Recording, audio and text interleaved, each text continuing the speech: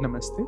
We are here with Gautamji once again, and we are continuing the series Traits of the Ego. So, Gautam, thank you as always for your time. Thank you. And today I would like to discuss with you the subject of restlessness of both body and mind, which is a giveaway of the ego, so to speak.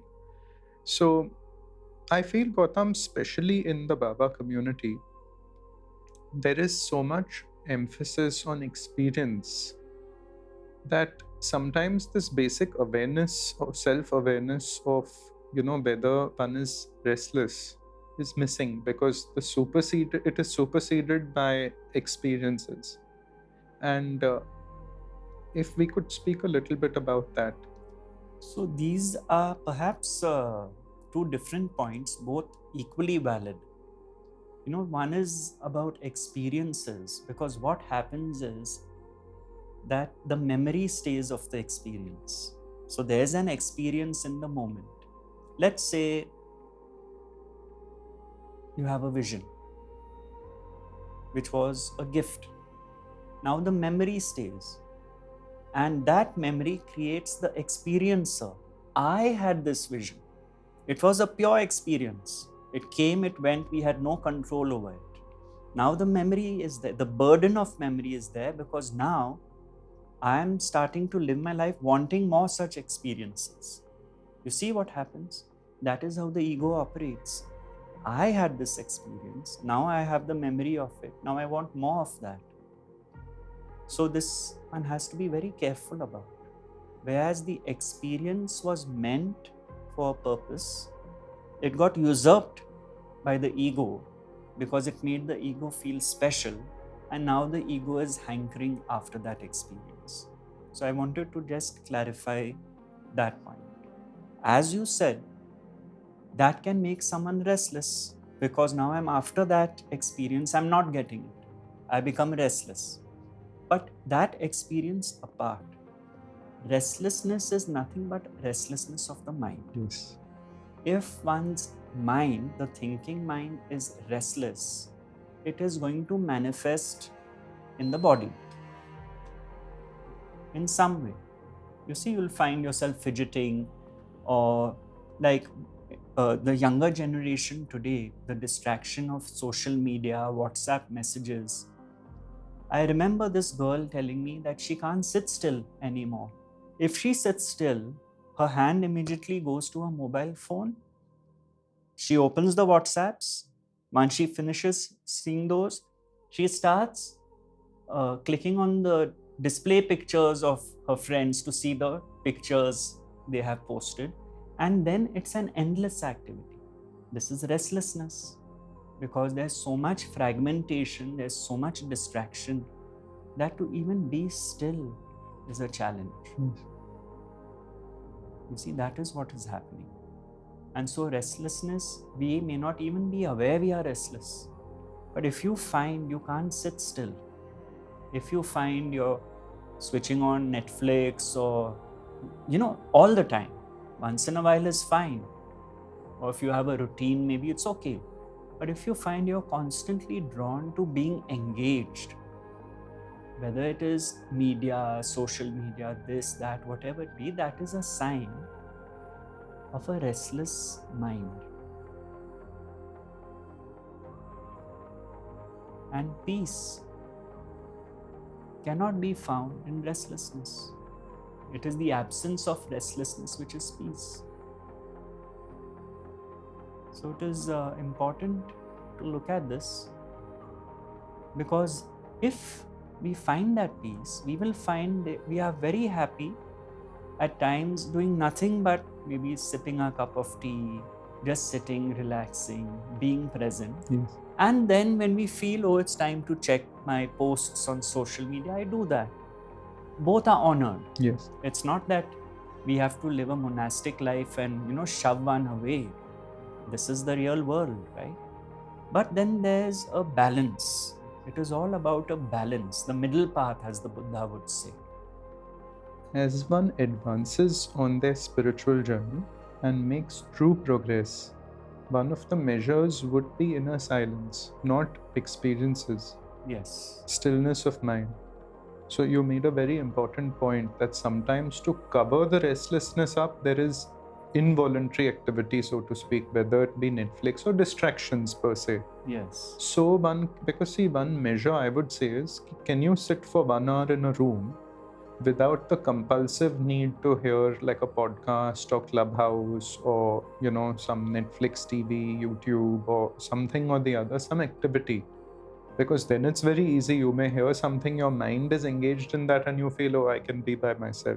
But without any activity, if one sits, I think it can become a very clear measure or mark as to where you are on your journey. Can you be at peace? Peace is the only Compulsive measure. engagement. Actually, Yes. that is the only measure. It reminds me of two instances where people who had come to Baba, one being a very close devotee, Kaka Sahib Dikshit, one of the advanced sadhanas Baba put him on is he told him for 9 months, don't leave your Vada. So, although it was right adjacent to where Baba was, he was confined to his space for a period of 9 months. And he was a sadhak. I mean, he was religiously engaged in his sadhana. And he was transformed after that. I mean, it's a long amount of time. And similarly, there was one more gentleman who was told to do something similar and stay in the Chavri, but the restlessness got to him. After a few months, he ran out thinking, he was a bit smarter than Baba. He went off. And then a Leela happened where he got into trouble and came back crying, like praying to Baba, and came back. But I said, see, that reflects the restlessness and the difference between a sadhak, a disciple, or a devotee, and these are giveaway signs. Although Yes, it is a and, bit extreme for a few months, Right. but Baba would not give it without a reason. Yes, and you see, because it is even the nature of consciousness, you could say, to be restless. It's always trying to create, to become, to move, to, flow here, flow there. The point is that peace is a still mind. Peace is the acceptance of what happens in life, our relationship with what happens in life. And so, if we are at peace with what happens in life, if we are not restless with what happens in life, we find that, as you said, the inner silence, the inner peace, you see, that gets lit. Yes. And that is actually what gives us the strength to deal with life situations. As Ramana Maharshi said, the state of equanimity is the state of bliss. And equanimity is the absence of restlessness. Then, if one is restless as a physical manifestation, what would happen? If I felt the body needed to expend energy, I would go for a long walk, I would go for a swim, I would do things. I'm not going to sit like a zombie at home and say I have to be still. But that is because what is a natural flow of energy has to be expended. Yes.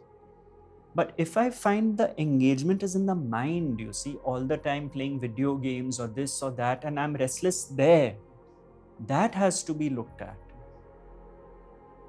And so that is itself a beautiful sadhana for all of us to just reflect during the day how much activity and restlessness is there in our minds. I think Eckhart gave this example, which I often use, Eckhart Tolle, where he said, if we are walking on the streets, and anyone in India is familiar with this side, you might see what you think is a madman blabbering away. And Eckhart says, ask yourself, what is going on in your mind? Correct. The only difference is it is covert. You're not blabbering it out. But can you imagine if you started speaking all that's going on out? Who would look worse off, the person blabbering on the road or you? Correct. That is the nature of our minds, you see. It's always wheels upon wheels upon wheels of stories, and this happened to me, that happened to me, this one did this one did that. It's non-stop. It's interesting you mentioned about physical symptoms as well. I mean, sometimes when you go to the airport or a public space, you can see like certain people can't sit still, like their feet are fluttering, or they're always fidgety. I mean, it gets a bit better when they have a gadget, so it's all going towards that. But in the absence of distraction, then you see the fidgetiness also come out. And I felt it's important, say a devotee particularly gets aware of these. So if they even witness it within themselves, then it is a symbol of the restlessness of the mind. That's the root of Sure, it. exactly. So simple That's, pointers absolutely. like compulsive engagement in all these distractions, and then at least it's like the potential to, it's like the eggshell, like the little chick comes out of it, like the breaking of the eggshell, where the potential is there. Like if the witnessing starts, or you begin to see, it's like the beginning of the journey. So I hope these pointers help. Yes, and like I was saying in the other video, we are not fault finding here. Yes. We are just showing how the mind operates, Yes. how the ego operates, what to look at. We are just exploring these aspects of the nature of the mind. So wonderful. Looking forward to the next episodes, and thank you so Thank very you. much.